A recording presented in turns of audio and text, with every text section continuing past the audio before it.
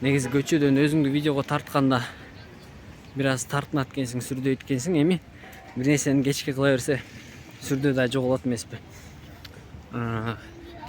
Кандайсыздар?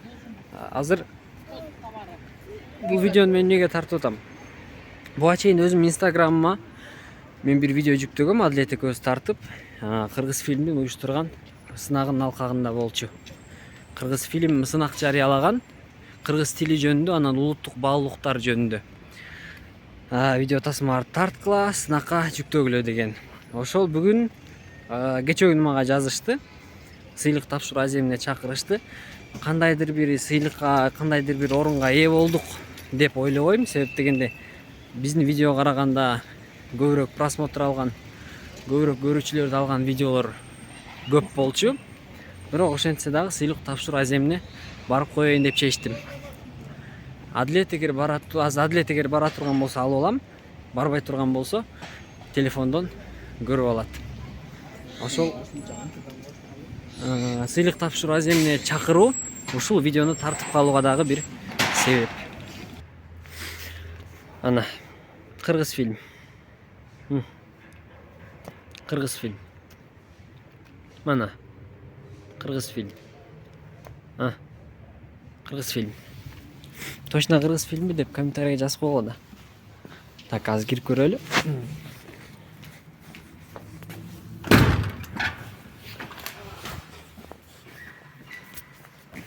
Так, азыр телефонго мен бир өзүмө бир GoPro'шка алышым керек окшойт.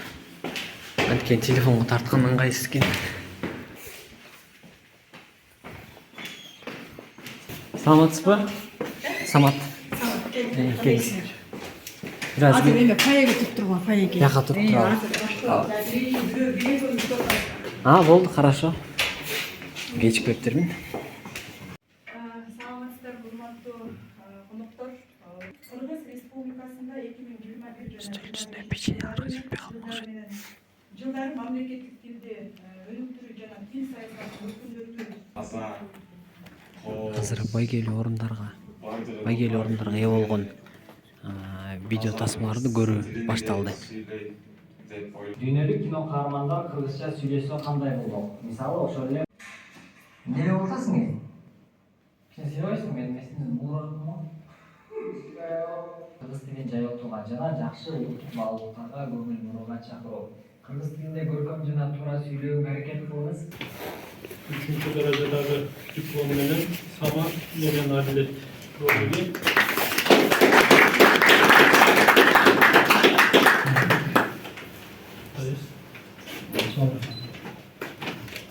Бул болсо 3-даражадагы Самат менен Адилет видеоролигинин акчалай сыйлыгы 150 000 сом. Азыр бир-эки сөз айтып коеюн, рұқсат болсо. Эгерде ушундай байгелүүга ээ болуп калабыз дегенде мен бир аз даярданып келген экенмин сөзүмдө. Бирок сөзүмдү ошо ыраазычылыктан баштайм. Чоң ыраазычылык уюштуруучуларга, ушундай мүмкүнчүлүктү бизге түзүп бергениңиздерге. Чындыгында мен сине айтып кетейин, биз ушул материалды жасагандан кийин биз ойлогонбуз да, биздики баарынан жакшы болго депчи. Андан кийин бирок көрсө чыгаргандан кийин чындыгында өтө таланттуу балдар бар экен бизде. Кино жаатында, блогерлер жаатында. Ошо бир чети бул чоң сыймык да биз үчүн.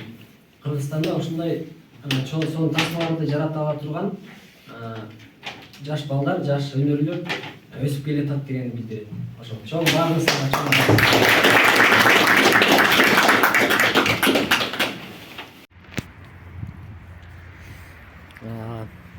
анда эмесе туугандар, видеону жыйынтыктап коюш керек.